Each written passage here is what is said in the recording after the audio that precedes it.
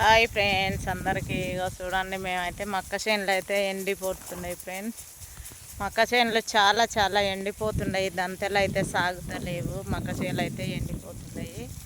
మేమైతే నల్లాలు పెట్టినాము మా మక్క చేనుకైతే.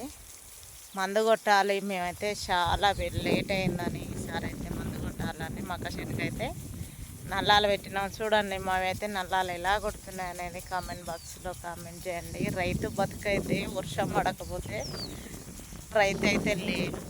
అన్నిటికన్నీ సౌకర్యంగా కాలం నడిపితేనే రైతు పెద్దగా అవుతాడు. లేదంటే రైతు అంటూ నాశనం అయ్యేదైతే వర్షాలు పడక, సరిగా పంటలు వండక, పురుగులు పడి, చేను పెద్దగా ఎచ్చక.